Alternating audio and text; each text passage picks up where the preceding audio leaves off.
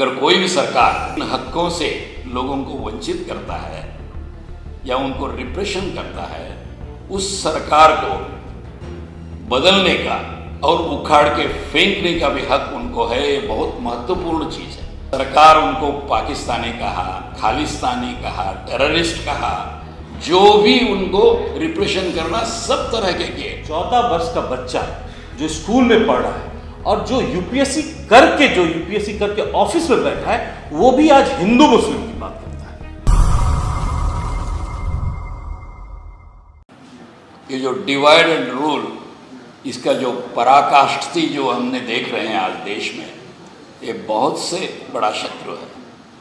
और तीसरा, जिसके बारे में कुछ जिक्र होती है लेकिन बहुत जिक्र नहीं होती है, कि पर्यावरण पे हमारे आधुनिक लाइफस्टाइल और जिस तरह से नेचुरल रिसोर्सेस हम इस्तेमाल कर रहे हैं, जिस तरह से earth has come on the edge of existence, तो किस खतरे से हम गुजर रहे हैं, ये तीनों को हमें गहराई से सोच के आगे बढ़ना है। तो इसको किस तरह से करें, कैसे करें? मुझे जो सबसे बड़ी प्रेरणा मिली है, जो हिंदुस्तान की सृजनशील, लंबी और काफ़ी प्रभावशाली आज़ादी की जो लड़ाई है, उसमें काफ़ी कुछ बहुत ही महत्वपूर्ण क्षण आए। इसमें एक है दिसंबर 31, 1929, जब इंडियन नेशनल कांग्रेस का ऐतिहासिक अधिवेशन हुआ था लाहौर में, रावी नदी के किनारे। उस समय में हमने पूर्ण स्वराज की शपथ ली, जिसके बारे में प्रधानमंत्री जी 1947 अगस्त 14 के मिडनाइट में ट्रिस्ट विद डेस्टिनी के नाम से किए थे। वो इसलिए बहुत महत्वपूर्ण क्या है कि उसको हमें पूरी तरह से फिर से समझने की ज़रूरत है। वो क्या कहता है, Indian people as any other people, जैसे हम जिस देश के हिंदुस्तानी हैं, किसी देश के भी हम जो हैं, वी हैव एन इनएलिएनेबल राइट। जैसे तिलक जी ने कहा था कि स्वराज हमारा जन्म सिद्ध हक है। तो जो लोग श्रम करते हैं, वो श्रम के फल को भुगतने की और एक गौरव जीवन जीतने की, जीवन की जो लिए जो इसेंशियल चीज़ें हैं, उनका ये इनएलिएनेबल राइट है। अगर कोई भी सरकार इन हकों से लोगों को वंचित करता है या उनको रिप्रेशन करता है, उस सरकार को बदलने का और उखाड़ के फेंकने का भी हक उनको है। ये बहुत महत्वपूर्ण चीज़ है। और उस देश में सब चारों राजनैतिक, आर्थिक, सामाजिक और सांस्कृतिक क्षेत्र में ब्रिटिश राज ने क्या रुइन की थी, उस सब की बहस करके एक नए भारत की सपना वो जो देखे थे, उस समय में वो कहे कि सिर्फ लाहौर में कितने भी हजारों लोग हैं वो काफ़ी नहीं है। इस देश के हर गांव में, हर मोहल्ला में, हर छोटे शहर में, बड़े शहर में जनवरी 26, 1930 को हमारे तिरंगा झंडा के नीचे पब्लिक मीटिंग बुला के हमने उस पूर्ण स्वराज प्लेज को हमने दोहराए हैं। ये कौन है श्रम करने वाले लोग? वो है हमारे किसान। जो किसान आंदोलन हुआ, मेरे ख्याल से जिस तत्व के आधार पर हमारी आज़ादी की लड़ाई हुई थी, वो कितने शांत रहे, कितने सेल्फ कॉन्फिडेंस रहे। सरकार उनको पाकिस्तानी कहा, खालिस्तानी कहा, टेररिस्ट कहा, जो भी उनको रिप्रेशन करना सब तरह के किए, फिर भी जिस तरह से डट के 1 साल से ज़्यादा उन्होंने जो की है, हमारी स्वतंत्रता की जो लड़ाई हमारे लिए जिस तरह से प्रेरणादायक है, न केवल इस देश में, बट मार्टिन लूथर किंग दशकों के बाद में जो सिविल राइट्स मूवमेंट लीड किए, वो बोले कि इंडिया की स्वतंत्र जो लड़ाई है उससे हम प्रेरणा लेते हैं, खासकर नॉन वायलेंस और ट्रुथ के कमिटमेंट। और Nelson Mandela, one of the great statesman of last century, उनको भी अपार्थाइड को डिसमेंटल करके प्रजाप्रभुत्व को स्थापित करना है, तो उनको प्रेरणा मिली। तो मेरे ख्याल से ये जो हुआ है हमारे श्रमिक लोग, खासकर अन्नदाता, किस तरह से उन्होंने वो लड़ाई बहुत ही प्रेरणादायक है, न केवल हमारे लिए, पूरी संसार के लिए।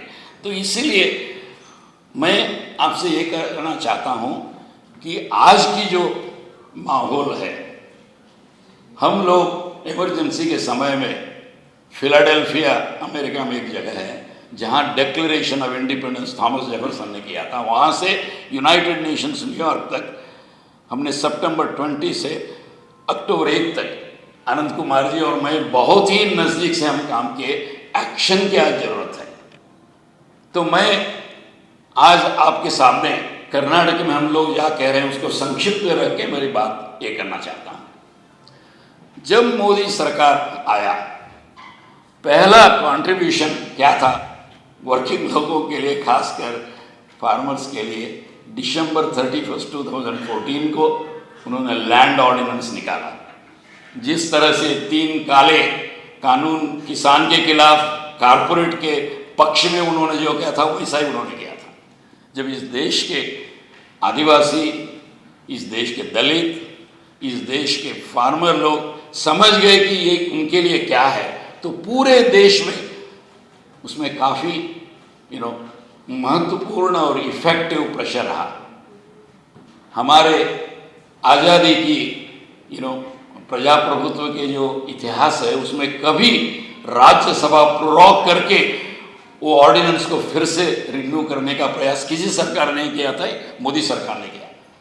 तो अंत में उनको वो वापस लेना पड़ा, जैसे फार्मर्स मूवमेंट हुई। तो इसीलिए हम लोगों ने 2016 में ये जो हुआ, हमने सोचा कि ये जो खतरनाक है ये इमरजेंसी से 20 गुना खतरनाक है। तो इसीलिए हम सब आंदोलन के लोगों को बुलाए।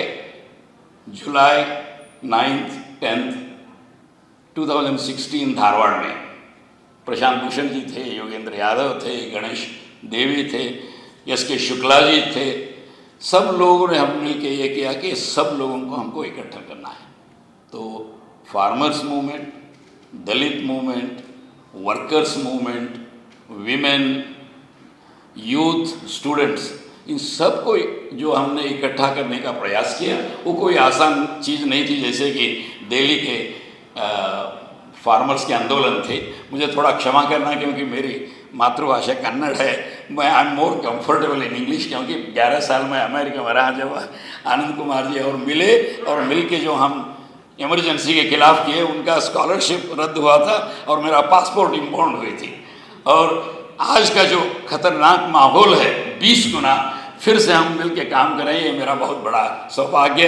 और जो साथी जयप्रकाश नारायण जी के साथ किए थे, तो इसीलिए इन लोगों को एक dignified life, Supreme court time and again, क्योंकि मेरे ज़िंदगी में भी 20 साल में मैं 40 साल में कुछ किया हूँ, तो वहाँ mechanical engineer, operations research professional था अमेरिका में, यहाँ किया हूँ लॉ और एनवायरनमेंट। तो मुझे ये लगता है कि उनको एक डिग्निफाइड लाइफ, सुप्रीम कोर्ट बार बार बोला है कि article 21 right to life is right to a dignified life. जिन लोगों की बात मैं कही वो हमारे ख्याल से that should be our priority number 1। तो फार्मर्स जो कारपोरेट के पक्ष में 3 काले कानून लाए, और सिर्फ वापस लेने से जो खतरा होने वाला था, जिनको गुलाम बनाने का एक साजिश थी इनकी, उसको रोका गया। वो बिल्कुल एक महत्व के है। बट दूसरे साथ हमको क्या करना है, तो एमएसपी और प्रोक्योरमेंट 23 क्रॉप्स को आप मालूम है एमएसपी घोषित किया है सरकार ने सारे देश में, लेकिन बहुत कम छोटे किसान, marginal small farmers and landless labours को मिलता है। और जो नेशनल रूरल एम्प्लॉयमेंट गारंटी की है, ये सरकार कारपोरेट लोगों को क्या करता है, और 98,000 करोड़ से 73,000 करोड़ उसको घटा दिया। यू कैन इमेजिन कि जो लॉकडाउन की वजह से इतने माइग्रेंट लेबर्स वगैरह उनकी हालत क्या होती है, कितने लोग फिर से वो जो पॉवर्टी लाइन के नीचे हो गए, एक शर्मनाक बात है एक जिम्मेदार सरकार के लिए। तो इसमें हमें एक और भी प्रेरणा लेनी है, वो हमारे फादर ऑफ नेशन से, जब उन्होंने पहली बार इस देश के युवा लोगों को, सब लोगों को कॉल करके यंग इंडिया में लिखा था कि real Swaraj will not come by acquisition of power by the few, but by the capacity of many to resist when the power is abused. जिन सेक्शन की बात मैंने की है, हम सब लोगों को जो भी फियर है, we have to get rid of it. जो धैर्य है, we must pull it up fully. जितना भी हमारा सामर्थ्य है, उसको पूरी तरह से हमको इस्तेमाल करना है इसमें. तो जो सत्ता में है, आज उन्होंने जिस तरह से अधिकार का दुरुपयोग किया है, never in the history of independent nation में उतना नहीं किए होंगे. तो उस समय में हमने जो इंदिरा गांधी को लिखा था, उसमें कहे कि there comes a time in the life of a nation when men and women of conscience have to stand up and wage a war, of course non violent war committed to truth against the injustice. जो ये जो injustice है, जो वो लोग कर रहे हैं हमारे वर्किंग लोगों को, हमारे सारे लोगों को, ये बहुत बहुत शर्मनाक बात है. And we have to wage a very determined war. अंत में मैं आपसे ये कहना चाहूँगा कि I come from the land Karnataka. Basavanna Akka Mahadevi, जिन्होंने कायकवे कैलाशा वर्किंग पीपल लोगों की पराकाष्ठता को लिए, अनुभव मंडप, this was one of the first parliament before even the Magna carta. महिला और पुरुष में समानता, और सब जो भी काम करते हैं उनको समानता का जो हुआ था. इसलिए हम बोलते हैं कि बुद्धा, बसवा एंड अम्बेडकर, वो जो समानता की एक परंपरा रही है, और राजनीतिक स्वराज के लिए जिस तरह से किए, आर्थिक, और इसमें भी हमें जैसे मेरे लिए अमेरिका से आने का सबसे बड़ी प्रेरणा थी डॉक्टर E.F. शूमाकर. उनका जो किताब है small is beautiful, economics as if people matter. तो हमें समग्र इससे जून 5, 1974 में जो जयप्रकाश नारायण जी ने, लोकनायक JP ने जो सपना देखा था, उसको हम कमिट करके इस सत्ता के खिलाफ न उनको बदलना है, एक पूरा अपने राजनीतिक, आर्थिक, सामाजिक, सांस्कृतिक समग्र इससे बदलना है कि डिग्निफाइड लाइफ सब लोगों के लिए मिले. बहुत दयनीय है. लोग जान रहे हैं, 14 वर्ष का बच्चा जो स्कूल में पढ़ रहा है और जो यूपीएससी करके ऑफिस में बैठा है, वो भी आज हिंदू मुस्लिम की बात करता है. कल हम लोग यूपीएससी एलाइड हमारे भाई, उनके हम गए थे, बोले क्या हो रहा है देश में, कि उनके ऑफिस में भी उनके कलीग बोलते बहुत अच्छा कर रहा है, हिंदुत्व की बात कर रहा है. ये सोचने की बात है, विडंबना है. इस देश की स्थिति पे सोचना है, जिस देश में सभी का राइट है, कोई हिंदू नहीं है, कोई मुसलमान नहीं है, कोई सिख नहीं है, कोई ईसाई नहीं है, उन लोग सबको एक साथ लेके चलने की बात करनी चाहिए. वहाँ एक एक बच्चा आज हिंदू मुस्लिम की बात. बेरोजगारी कोई मुद्दा नहीं है, महंगाई की बात कोई नहीं करता. अगर हम लोग जाते हैं, बताते हैं कि पेट्रोल कितना महंगा, लोग बोलते कोई बात नहीं है, हिंदुत्व की बात करो.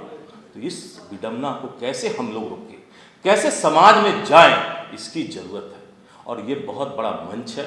मैं आप लोग का आमंत्रित करता हूं, अपने माँ जानकी भूमि सीतामढ़ी से शुरुआत कीजिए. बिहार में हम बिहार के करीब 20-25 से ऊपर नौजवान लोग यहाँ आए हैं, और भी टीम तैयार करेंगे.